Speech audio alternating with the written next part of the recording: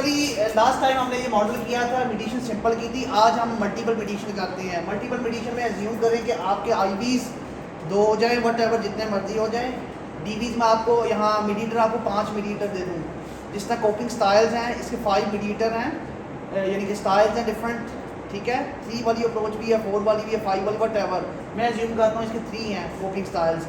ठीक है, अभी हम देखते हैं। और डिप्रेशन, एंग्जाइटी, स्ट्रेस, डैश का स्केल लगाता हूँ एक टाइम के ऊपर। 3 लेवल देखता हूँ, डिप्रेशन, एंग्जाइटी एंड स्ट्रेस। यहाँ मेरे डीवी 3 हो गए हैं, आईवीज मेरे 3 हो गए हैं, मीडिएटर 3 हो गए हैं, और आईवी जो होगा वो 2 हो जाएंगे। वट एवर जितने मर्जी, 400, 500, वट एवर जितने मर्जी हो। आप लोगों ने इसको प्लेस करना सीखना है। एक टाइम पे सारे के सारे चेक हो जाएंगे। ठीक है, तो आज ये मल्टीपल मेडिटेशन या और ये एक बड़ी ब्यूटी है कि ये जो अभी हम करने जा रहे हैं, ये बेसिकली पीएचडी में लोग फंसे होते हैं, सालों लग जाते हैं उनको कि समझने में क्या करना है। जैसा आप सोचते हैं वैसा होता नहीं है। ये इसके अंदर एक दिमाग है, आर्टिफिशियल इंटेलिजेंस है। जैसा हमने सोचा, जैसा कि ये मैंने एक फ्रेमवर्क बनाया था, थ्योरेटिकल बेस बनाया था। ये सिंपल था, हुआ या नहीं हुआ मैंने फैसला कर लिया। ठीक है, बट इसी तरह जब मैं वेरिएबल्स यहाँ प्लेस करूँगा, आईवी, डीवी, मीडिएटर, वो हमारी सोच की बेस के ऊपर होते हैं। डिफरेंट थेरीज का मिक्सचर होते हैं। ठीक है, डिफरेंट वेरिएबल्स होते हैं, वो हम सोच रहे होते हैं कि ऐसा होगा। ऐसा होना या ना होना एक बात की बात है। ये दिमाग है, इसके अंदर आर्टिफिशियल इंटेलिजेंस है ना, ये हमें डिज़ाइन करके बताएगा कि असल में रियल मॉडल है क्या, एक्चुअल मॉडल है क्या। तो आज वही करने जा रहे हैं हम। इसमें ये भी सीखेंगे कि एक्चुअल मॉडल कैसे ड्राइव करते हैं, अपनी मेडिटेशन कैसे टेस्ट करते हैं, मल्टीपल मेडिटेशन हो तो कैसे टेस्ट करते हैं उसको। ठीक है, तो बहुत आसान है। अब देखिएगा, मैंने आपको जब आप ये बन चुका है तो आप लोगों को तस्वीर बनाने के लिए मैंने आपको पहले लास्ट लेक्चर में सब कुछ बता दिया कि सॉफ्टवेयर का यूज़ कैसे करते हैं। अभी मैं सोचता हूँ मेरे आईवी 2 हैं, 3 मीडिएटर हैं, और डीवी मेरे 3 हैं। तो मैं इसको सिंपल, ये बना हुआ है मॉडल, यहाँ से कॉपी करता हूँ, डुप्लीकेट का ऑप्शन क्लिक किया, दिस इज 1, यहाँ प्लेस कर दिया। ये मेरा मीडिएटर, मैंने यहाँ मीडिएटर की जगह प्लेस कर दिया, ये यहाँ प्लेस कर दिया, 1, 3।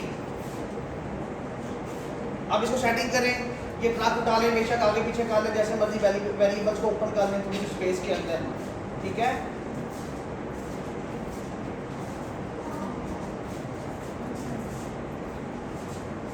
वट एवर नीचे कर लें, जिस तरह भी आपको खूबसूरती लगे इस मॉडल के अंदर ना, सेटिंग कर लें इसकी। ये आईवीज हैं, डीवीज हैं।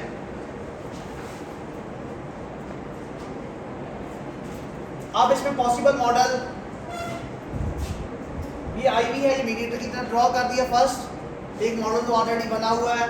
ठीक है, ये मैंने प्लेस किया। इसी आईवी को मैं दोबारा 3 के ऊपर प्लेस करता हूँ, 1।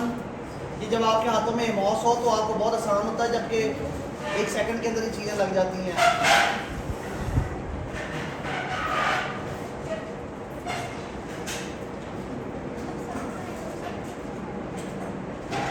क्लियर, मैंने आईवीज का भी 3 ड्रॉ कर दिया, डायरेक्ट इम्पैक्ट तीनों को ड्रा कर दिया। ये मीडिएटर का सिर्फ एक किया, अभी एक के ऊपर, ये तीनों के ऊपर करना आपको मीडिएटर का ना।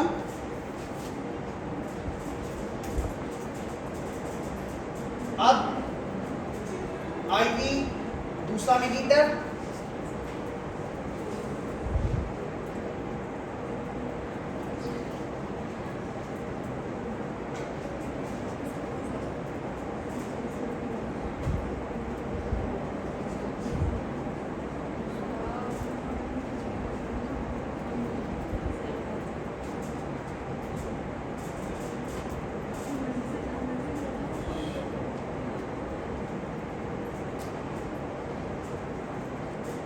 ये बेसिकली पॉसिबल, मैंने हर एंगल के ऊपर मीडिएटर के वो एंगल लगा लिए हैं। सही है ना, आईवीज का इसके साथ, इसके साथ, इसके साथ, तीनों का आईवीज का इनके साथ, इनके साथ, मीडिएटर पॉसिबल्स के साथ, सारे वेरिएबल्स के साथ हो गया। ये देखिए मेरे आईवीज 2 हैं, मीडिएटर 3 हैं मॉडल के अंदर, और डीवीज भी 3 हैं। ऐसा ही है ना। तो इमेजिन करें कि कोपिंग स्टाइल मेरा मीडिएटर है, मैं एक ऑब्जेक्टिव बनाता हूँ, study the mediative role of the coping styles between tinnitus and depression, anxiety, stress along its subscales. Hypothesis तो ओवरऑल है, बट उनके सब स्केल्स हैं। अलॉन्ग इट्स सब स्केल जब मैंने कह दिया तो इनके जो जो सब स्केल्स हैं उनके ऊपर भी आपने मेडिटेशन करनी है। लॉन्ग का मतलब ये होता है इट्स सब स्केल कि इसके सब स्केल के साथ भी आपने करनी है। वैसे कह दूँ तो आपको पता है कि कॉपिंग का ओवरऑल कुछ नहीं होता, उसके सब स्केल्स होते हैं, डेफिनेटली उनके साथ काम करना आप लोगों ने जिस तरह मर्जी हो। तो ये आपका एक पॉसिबल मॉडल है। अब इस पॉसिबल मॉडल के अंदर देखें कि कितने मॉडल बन सकते हैं, कितने मॉडल होंगे इसके अंदर मेडिटेशन के। 2 मल्टीप्लाई बाय 3, IV 2 हैं आपके, और मीडिएटर कितने हैं 3, DV कितने हैं 3। 2 मल्टीप्लाई बाय 3 कितना बना 6, 6 मल्टीप्लाई बाय 3 कितना बना 18 मॉडल है इस मॉडल के अंदर। पहले आपने सिंपल मॉडल रन करना सीखा था, है ना। अब 18 मॉडल्स हैं इसके अंदर, तो 18 मॉडल्स के अंदर आपके 18 मॉडल्स को ढूंढना है कि कहाँ है मेडिटेशन के। आपको पेपर में इसी तरह का आएगा, बेशक आप SPSS पे करें, बेशक मॉस पे करें, इट्स अप टू यू, ठीक है। तो आना यही है पेपर में सेम इसी तरह का। तो आ जाए, इसमें सबसे बड़ी गलती क्या है अभी देखें इस मॉडल के अंदर, सब कुछ ड्रॉ कर लिया है, गलती है, कौन सी गलती है। रेजिडल नहीं है, DVs के ऊपर हमेशा रेजिडल होता है, ठीक है ना। कहाँ से प्लेस करें, यहाँ से।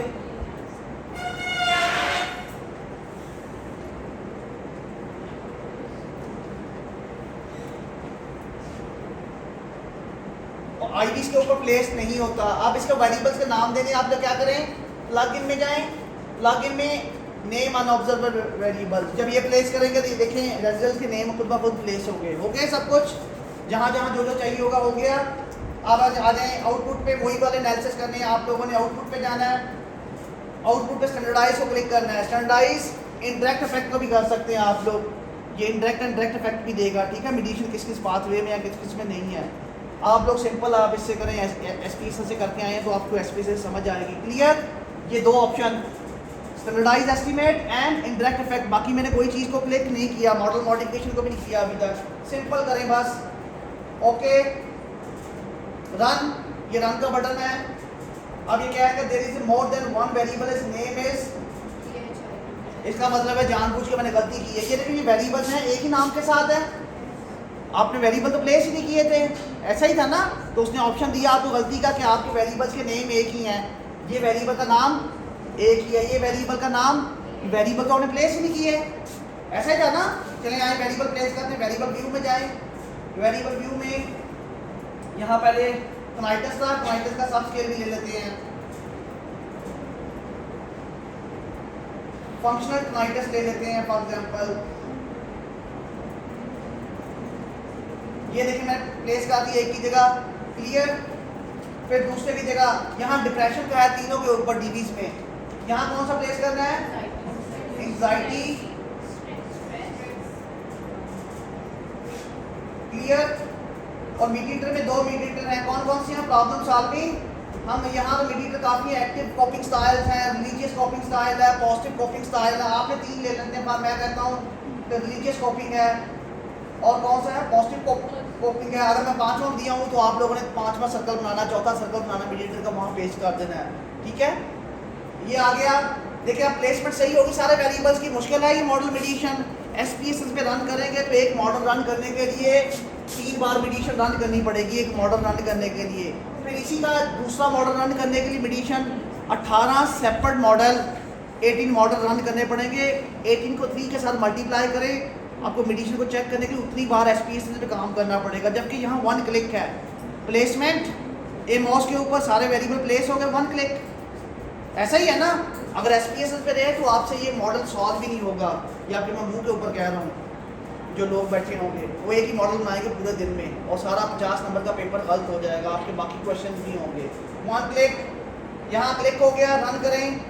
रन किया तो वो कह रहा है कि ये क्या एरर दे रहा है, वो एक एरर दे रहा है, a mouse will guide the following pair of the variable to be uncorrelated, यानी कि इसका मतलब ये है कि अभी तक 2 वेरिएबल IVs हैं आपने लगाए हैं। जब भी IV लगाएं, जब भी IV ज़्यादा हो जाए तो IVs के ऊपर कोवेरिएंस ड्रॉ करते हैं। याद रखें जितने मर्जी आपकी स्टडी में IVs हों, उनमें क्या करना आप लोगों ने, ये IVs है ना। अब देखिए इसमें रेजिडल, जिस वेरिएबल के ऊपर रेजिडल नहीं होगा उसमें कोवेरिएंस ड्रॉ होगा, क्लियर, कोवेरिएंस ड्रॉ होगा, याद रखिएगा। कोवेरिएंस कहाँ पड़ा हुआ है, ये IV दोनों अपने से आप स्केल है, ये मैं दोनों के ऊपर कोवेरिएंस ड्रॉ कर दिया बैक साइड पे, ये ड्रॉ हो गया। याद रखें कि जितने IVs होंगे उनके ऊपर कोवेरिएंस ड्रॉ करना, उस फार्मूले का मतलब ये था। वो खुद बता रहा है, देखें कितना अच्छा कर रहा है, आपको एरर खुद बता रहा है माउस, ये देखें जब ये रन हो गया इसका मतलब कोई वैल्यू अगर रेजिडुअल या कोवेरियंस मिस हुआ वो आपको गाइड करता है। कोई भी गलती हो, इवन कि आपका सैंपल काम हो तब भी गाइड करता है आपको ना कि मेरा दिमाग हिल गया है। सिंपल वर्ड्स में ये कह रहा होता है कि मेरा दिमाग हिल गया है ना, ऐसे ही है ना, आई एम गेटिंग मैड उसी दिस डाटा ना, अनयूजुअल डाटा। तो आ रहे ये रन हो गया तो आपको पता है जब ये रन हो जाए तो ये बटन प्रेस करते हैं। जब ये बटन प्रेस करेंगे ये वाला ओपन हो जाता है। तो ये देखें वैल्यूज आ गई हैं जो कि आपने पेपर में रिपोर्ट करनी है। SPSS पे ये नहीं होती ब्यूटी, ये ब्यूटी जो होती है सिर्फ एमॉस में ही है कि ये सारे पिक्स के पॉसिबल रिलेशनशिप इसने इसका पिक्स में आ गई। ये देखें अब अनसरप्राइज एस्टीमेट के ऊपर क्लिक है तो रेजिडुअल्स भी आ रहे हैं, सब कुछ आ रहा है।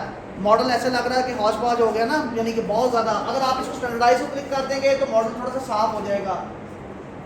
सिर्फ पॉसिबल बीटा की वैल्यूज आ जाएंगी, पर पी नहीं आ रहा यहाँ ना, अगेन पी नहीं आ रहा। देखिए फिर भी मॉडल देखें कितना, इसको ऐसे भी पढ़ा जा सकता है, इसको टेबल आपने टेबल भी बनाना है, ठीक है, एज ए ले मैन के लिए। अब टेबल ही सारा कुछ होता है, यहाँ से तो आप पढ़ ही नहीं सकते, ना ही पी है, बट इसको रिपोर्ट करना होता है कि आपने ओरिजिनल काम किया है। इसको चेंज नहीं कर सकता कोई बंदा भी, जबकि SPSS में 2 नंबर काम हो सकता है।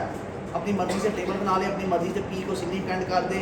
यहाँ ऐसा कुछ पॉसिबल है ही नहीं है। इवन कि ये तक वेरिएबल आप चेंज नहीं कर सकते। करके दिखाएं तो मुझे चेंज, इसमें 2 नंबर काम होता ही नहीं है। इसी को ये एरर को निकाल के एनालिसिस करता है। आ जाएँ एस्टीमेट पे जाएँ, इसमें आउटपुट पे जाएँ। आउटपुट आप लोगों को पता है सबसे पहले क्या 2 चीज़ें देखनी है, मॉडल फिट एंड एस्टीमेट। सबसे पहले मॉडल फिट देखना है। कल मैंने आपको मॉडल फिट लास्ट लेक्चर में बताया था कि मॉडल फिट कैसे देखते हैं। एमॉस के ऊपर क्या क्या होते हैं, पहली लाइन में 2 इंडिकेटर्स होते हैं, काई स्क्वायर ये है, CMNI, इसके सामने इसकी पी की वैल्यू दी है, क्या होनी चाहिए थी एमॉस पे, नॉन सिग्निफिकेंट, और यहाँ सिग्निफिकेंट है। इसका मतलब ये मॉडल फिट पहला इंडिकेटर। ये समझ लें कि मैं 8 इंडिकेटर आपको बताए थे, 8 डिफरेंट सेंटर्स की राय बताई थी, उसमें से कितने सही होने चाहिए, 2 या 4 सही हो जाए तो आपका मॉडल फिट हो जाता है। पहली लाइन में 2 सेंटर्स की राय थी। पहली राय थी कि काई स्क्वायर नॉन सिग्निफिकेंट होना चाहिए, है नो, ये सिग्निफिकेंट है। SPSS के ऊपर सिग्निफिकेंट होता है, यहाँ नॉन सिग्निफिकेंट होता है मॉडल के अंदर। ये मैंने बहुत क्लियरली लास्ट लेक्चर में बताया हुआ है। ये पहला इंडिकेटर गलत, इसका मतलब है कि ये सिग्निफिकेंट नहीं आया, फुलफिल नहीं हुआ फर्स्ट क्राइटेरिया। सेकंड क्राइटेरिया क्या था, ये chi square divide by the degree of freedom, CMNI को जो वैल्यू है इसकी, इसको डिवाइड करें काई स्क्वायर के ऊपर, डिग्री ऑफ फ्रीडम के ऊपर, तो इसकी वैल्यू कितने में आनी चाहिए, 1 और 3 के दरमियान आनी चाहिए। अगर 1 और 3 के दरमियान है तो इसका मतलब है दूसरा इंडिकेटर हमारा सिग्निफिकेंट लेवल के लिए सही होगा। मगर ये तो 154 है, बहुत आगे है। दूसरा इंडिकेटर भी ये कहाँ तक होना चाहिए था, 1 और 3 के दरमियान। दूसरा इंडिकेटर भी पहली लाइन में मिस, उसने कहा मॉडल फिट। अब तीसरा देखते हैं, ये 5 सेंटेंस थे डिफरेंट जिन्होंने फार्मूले बनाए थे। CFI कंपैरेटिव फिट इंडेक्स है, ठीक है, ये साहब की वैल्यू क्या होनी चाहिए थी। एक सेंटेंस है वो थोड़ा सा स्ट्रिक्ट नहीं है, वो कहता है ये 0.9 होनी चाहिए थी, 0.9 या इससे ज़्यादा तो आपका मॉडल फिट होता है। एक सेंटेंस कहता है 0.9 नहीं, आर्बिकल कहते हैं उसको, वो कहता था 0.95 से ज़्यादा होनी चाहिए, वो बहुत सख्त था, ठीक है। तो हम 0.9 को ही लेते हैं फॉर एग्जाम्पल। 0.9 किसी की वैल्यू है 0.9, पॉजिटिव 0.9, पॉजिटिव 0.9 अगेन सुन लें। ये देखें ये वैल्यू जो है -2 पॉइंट, यानी 9 से भी ऊपर चली गई वैल्यू, मगर माइनस है। I am talking about the positive value, यहाँ पॉजिटिव होनी चाहिए थी, है ना। ये देखिए सारी की सारी 9 से ज़्यादा है कोई, नो, पॉजिटिव 9 से ज़्यादा तो नहीं है ना।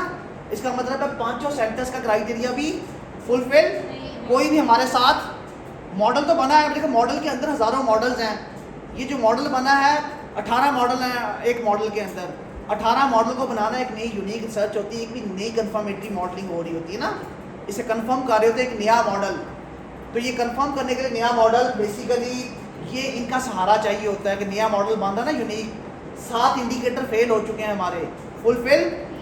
इनमें से अगर ये वाला 2 गलत भी हो जाएं, बट इनमें से 3 सिग्निफिकेंट भी हो जाएं, तब भी मॉडल होता है। कौन सा मॉडल होता है, इसे फेयर मॉडल कहते हैं, फेयर मॉडलिंग कहते हैं। बेशक पी नॉन सिग्निफिकेंट हो, बेशक ये इसकी वैल्यू यही वाली हो, बट इनमें 3 का क्राइटेरिया 0.9 से ज़्यादा हो जाए, इसे पार्सिमोनियस मॉडल कहते हैं। डिफरेंट मॉडल हैं, फेयर मॉडल, ठीक है, moderate model and significant model. तो आ जाए तीसरा 8वां क्राइटेरिया क्या था, मैंने आपको बताया था रेमसे। रेमसे है, दिस इज द रेमसे इसके अलावा और भी इंडिकेटर हैं, मैं सिंपल आपको बता रहा हूँ क्योंकि आप लर्नर हैं अभी। तो रेमसे इज द पॉइंट कितनी होनी चाहिए थी, ये पॉइंट 0.08 से लेस देन होनी चाहिए थी, ऐसी थी ना, 0.08 से लेस देन, 0.08 या 0.80 से लेस देन, तब मॉडल फिट होता है रेमसे का। और ये देखिए ये उन्हीं को सपोर्ट कर रहा है जो ऊपर इंडिकेटर, मैंने आपको कहा था अगर ऊपर वाले मॉडल्स फिट हों तो रेमसे भी फिट होता है, अगर ऊपर वाले इंडिकेटर ही ना फिट हो तो रेमसे भी फिट नहीं होता। तो इसका मतलब कोई चीज़ हमें सपोर्ट, ये मॉडल अनफिट है, यानी मॉडल एक नया बना है मॉडल, उसके अंदर 18 मॉडल्स हैं, उनमें समथिंग रॉन्ग जैसा आप बता रहे हैं एमॉस को, एमॉस कहता है ऐसा है नहीं है। आप लोग बेसिकली जो मॉडल बना रहे हैं थ्योरेटिकल है, बेशक कॉन्सेप्चुअल बेस है, बेशक लॉजिकल बेस है, वो ऐसा नहीं है नज़र आ रहा जो आप बनाना चाह रहे हैं। ये इमोशनल इंटेलिजेंस है इसके इस कंप्यूटर के अंदर, वो कह रहा है कि समथिंग रॉन्ग, जैसा सोच रहे हैं वैसा है नहीं। इसका मतलब ये सजेशन भी दे रहा है, हमें गाइड कर रहा है, SPSS ऐसा नहीं करता।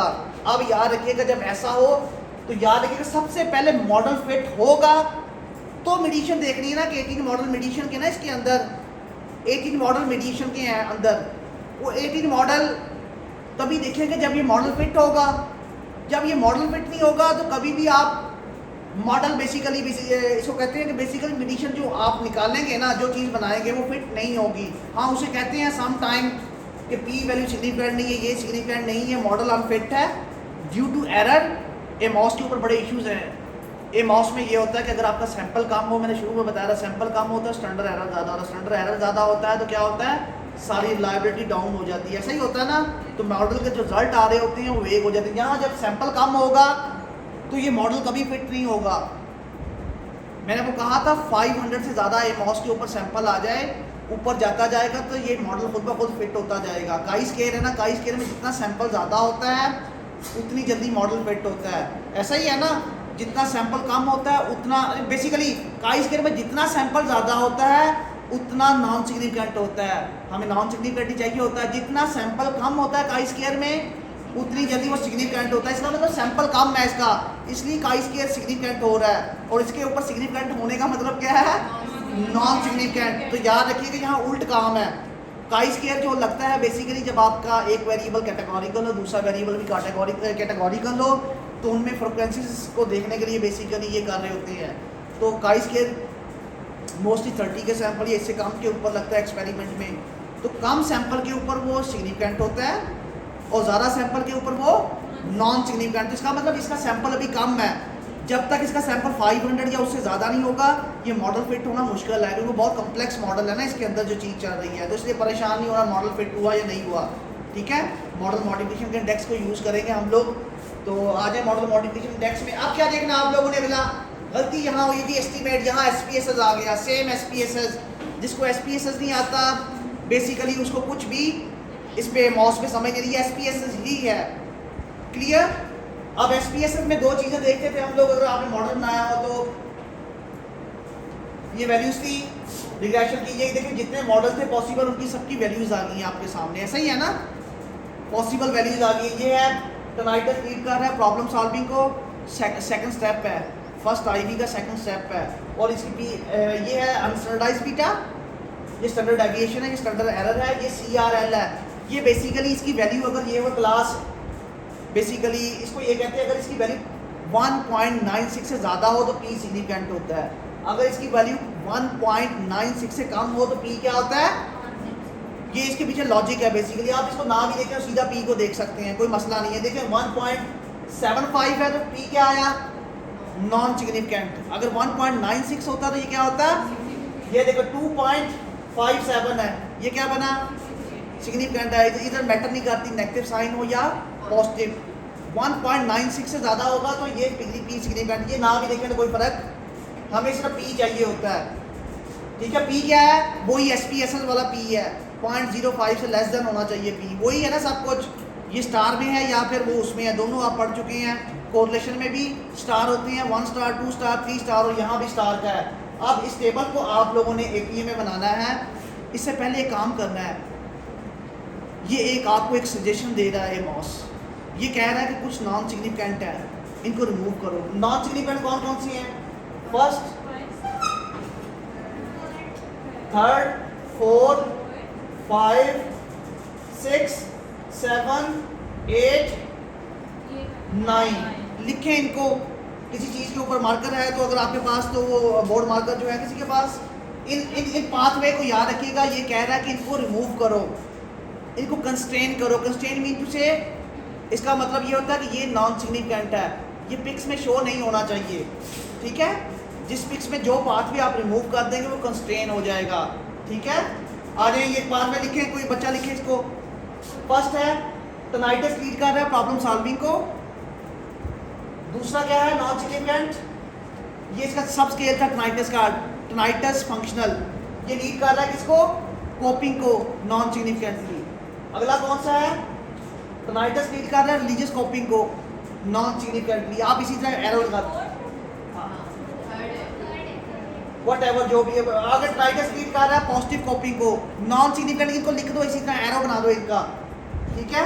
अब इनको हम रिमूव करते हैं। बताएं मुझे एमओएस में इसे मॉडल मॉडिफिकेशन कहते हैं, क्या कहते हैं, मॉडल को इंप्रूव करना कहते हैं। इससे पहले मैं आपको मॉडल दिखाऊं, मॉडल की वैल्यूज लिखे। मॉडल की वैल्यू है साइज के ये है, पी ये है और 7 ये 154 है। अब इसको डिक्लाइन करना है ना, आपने 1 और 3 के दरमियान लाना है मॉडल मॉडिफिकेशन। इसको कम करना है, इसको ऊपर करना है और ये सबको क्या करना है, इंक्रीज करना है कि 0.9 के करीब चले जाएं।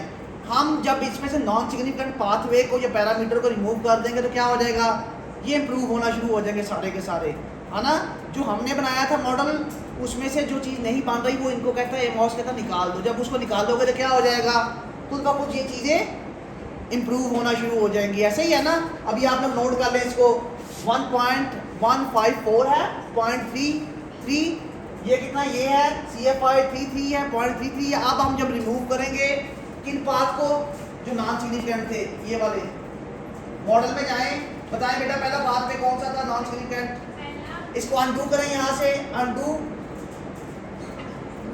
कौन सा था पहला, कौन सा, ये टनाइटस है प्रॉब्लम सॉल्विंग है, इसको वो कह रहा है रिमूव कर दे। रिमूव करने का मतलब होता है कंस्ट्रेन करना। क्या होता है कंस्ट्रेन मीन टू से, यानी ये हाइपोथेसिस जो है नॉन सिग्निफिकेंट है, ये हाइपोथेसिस रिजेक्ट हो गया, ये इसको लीड कर रहा है ना, ये एक हाइपोथेसिस है। ये सारे जितने जो आपने लगाए हुए एरो पाथवे लगाए हुए ये हाइपोथेसिस हैं। इन हाइपोथेसिस का मतलब है कि ये रिजेक्ट हो गया, नॉन सिग्निफिकेंट है। इसको यहाँ रखो या ना रखो एक ही बात है ना। कंस्ट्रेन दो तरह से होता है, या इसको डिलीट कर दें या इसको डिलीट कर दें। अगर पाथवे में रखना है तो ये राइट क्लिक होता है ना, ये देखें, ये मैंने ब्लैक एरो है, इसके ऊपर क्लिक किया तो ये विंडो खुल गई। इसमें पैरामीटर के ऊपर क्लिक करें, यहाँ रिग्रेशन वेट है, इसके ऊपर अगर 1 लिख देंगे ये तस्वीर में रहेगा बट इसकी वैल्यू नहीं आएगी, वो अफेक्ट नहीं करेगा वैल्यूज को, ठीक है। कंस्ट्रेन करने का एक तरीका ये है। दूसरा तरीका ये है कि आप इसको मॉडल में से रिमूव कर दें। ये देखें रिमूव। अगला कौन सा था कंस्ट्रेन वाला,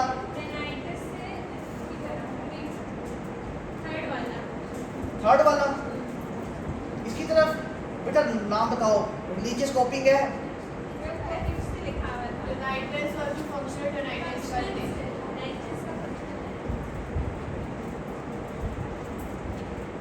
चले अगला बताओ।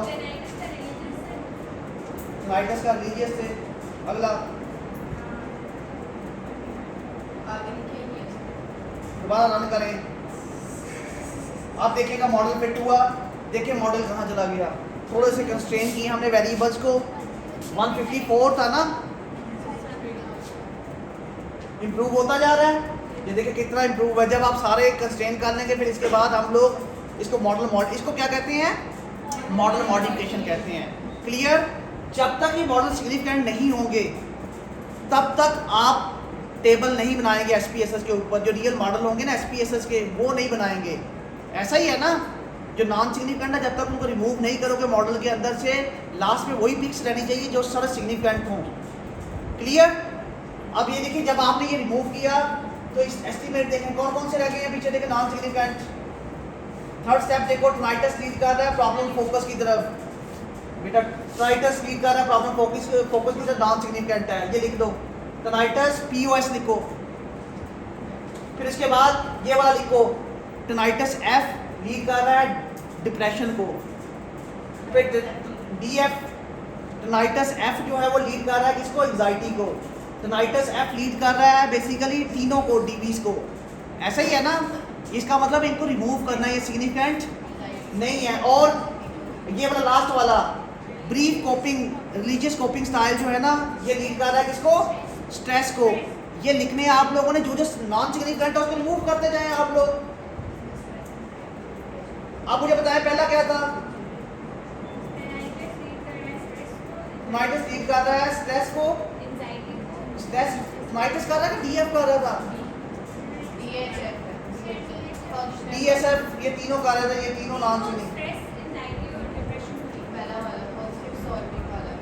ये तो गया, ये वेरिएबल का डायरेक्ट लिंक तो गया मीडिएशन में से, ठीक है। और कौन सा वेरिएबल है अभी भी समझ नहीं आया, दोबारा रन कर लें।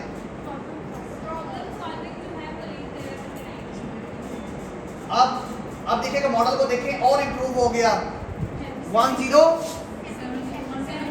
और ये देखो ये बढ़ना शुरू हो गए हैं, ये -2 के ऊपर थे, अब नीचे आना और इम्प्रूव होना शुरू हो गए हैं, सही है ना। तो इसको जब तक वो जो क्राइटेरिया मैंने बताया था उसके अंदर नहीं आते गिवन, तब तक आप मॉडल मॉडिफिकेशन करते रहते हैं। अब देखो सारे नॉन सिग्निफिकेंट उड़ा दिए तो आपको क्लियर कट मॉडरेशन पता चल रही है, प्रेडिक्शन पता चल रही है। आप मुझे बताएं एस्टीमेट में क्या रह गया, नॉन सिग्निफिकेंट। ये लिखो बेटा, टनाइटस लीड कर रहा है प्रॉब्लम को, फोकस को, पीओएस को टनाइटस कर रहा है। अगला कौन सा था, ये भी नॉन सिग्निफिकेंट है, ये जब डेसिमल में चेंज होगा 0.06 आ जाएगा। ये ब्रीफ रिलीजियस जो स्टाइल है वो लीड कर रहा है डिप्रेशन को, रिलीजियस। और ये क्या है, रिलीजियस स्ट्रेस को कर रहा है। पहला क्या है, टनाइटस किसको कर रहा था, प्रॉब्लम सॉल्विंग का, ये है। और आगे क्या था, अब देखिए मॉडल और साफ हो गया ना, और ज्यादा कंज्यूम करो।